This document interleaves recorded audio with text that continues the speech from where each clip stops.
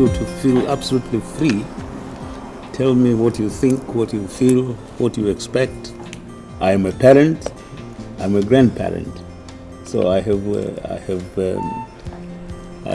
children who have passed their adolescence, very much so, but who have given me grandchildren.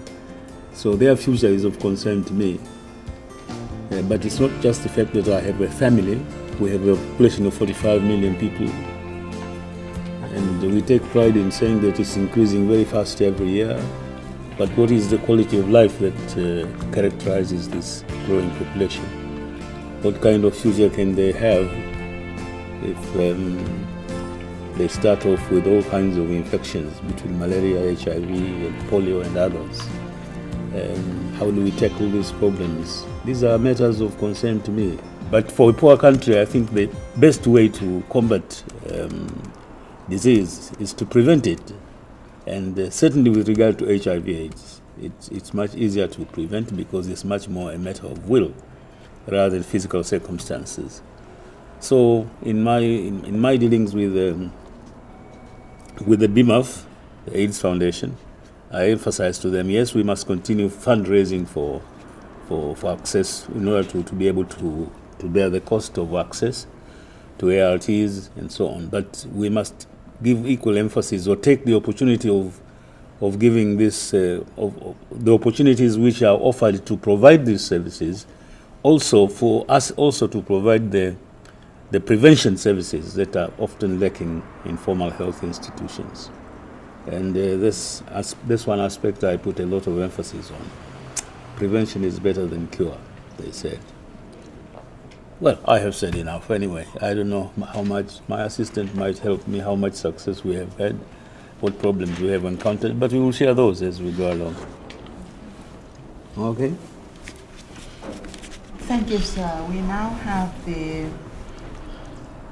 meat of the issue. We have a youth moderator who is, thank you. Madam Youth Moderator, over to you now. I would like to introduce the first participant. The status of adolescent and youth-friendly HIV service, such as age-appropriate friendly and non-discrimination HIV counseling, testing without parental consent, is a critical issue in Tanzania. Currently, almost 40% of all new infections are among young people below 24 years.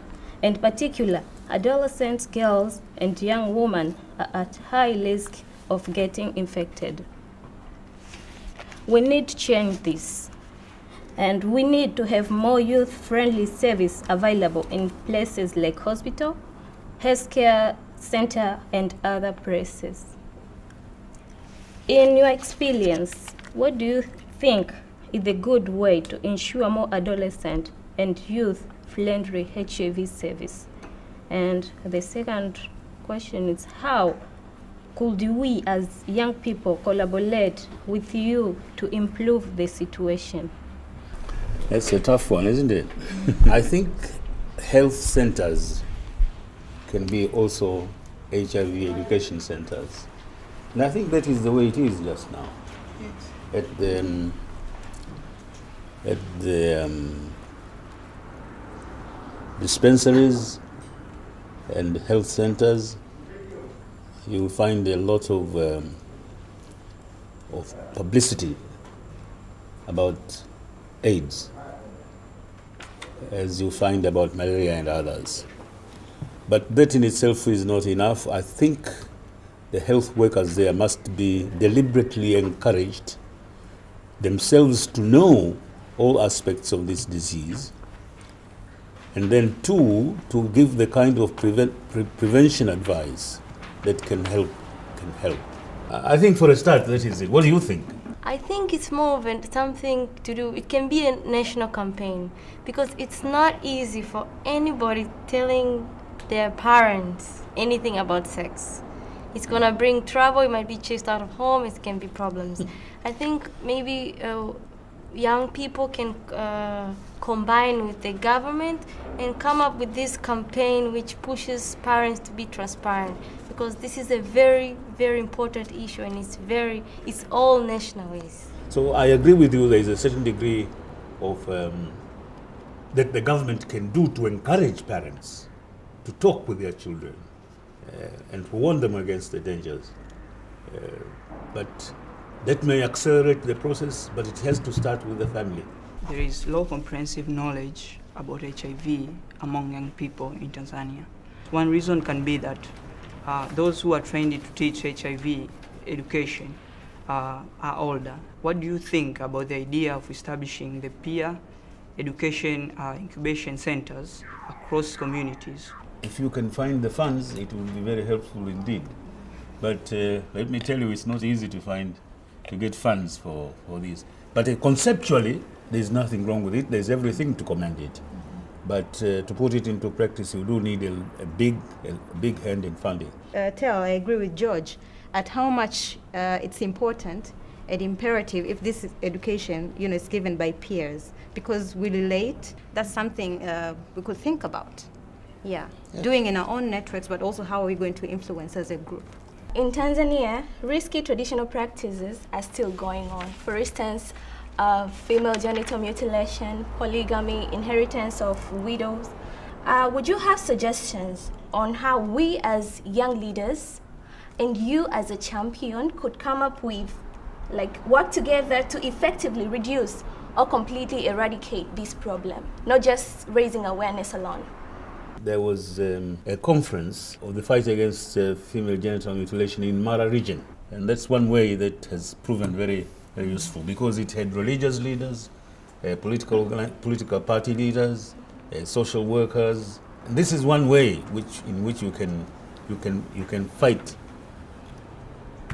female genital FGM, but at the same time, therefore, help with the anti-HIV AIDS campaign. There's evidence, I think it comes from UNAIDS actually, for every year of education, and we are talking about general education, it reduces the likelihood of getting HIV infection by 7%. That's a very powerful tool. Staying in school, learning about general education has a great value as a prevention tool. Remember it and promote it, please. Tanzania is highly donor dependent. What about partnering with the private sector to establish strong domestic resource mobilization? What do you think about this? I commend the drive to mobilize local resources in this fight against AIDS. The really large corporations, particularly the mining ones, have been extremely responsive. If you organize a fundraising event well, you can get contributions even in small amounts that can be quite considerable. We have seen a lot of media campaigns and advocacy on HIV in Tanzania. But the issue has been sustainability. With your influence, how can we work together to engage role models who are living with HIV to sustainably raise awareness of HIV in Tanzania? First, I don't think the media is doing enough. You see, I don't think the seriousness of this disease has been appreciated enough. Yeah. It is serious, because it's taking the lives of our teachers, of our uniformed services. We must press for more awareness, and the media, definitely. The media can do much more than it has done, really. Not just talking about stigma or something like that. No, talking about prevention. President Mkapa has indicated that in areas where it is also possible for him to partner with you, to work with you, to support you, he is willing to do so. We as young people appreciate highly the role that the champions can play in amplifying the voice of young people. And as we are happy and pleased that Your Excellency has given us this opportunity to have this conversation with you, and it has helped us, it has opened our eyes in so many ways, in so many aspects. I'm sure as we finish this dialogue, before we leave home, I'm sure we'll come up with ways, better ways to improve on HIV infection and gender equality. Not waiting on other people to do it, but doing it ourselves. The 8 of us who are here as young leaders, I believe I believe in an AIDS-free generation. It always starts with you, and it always begins with you.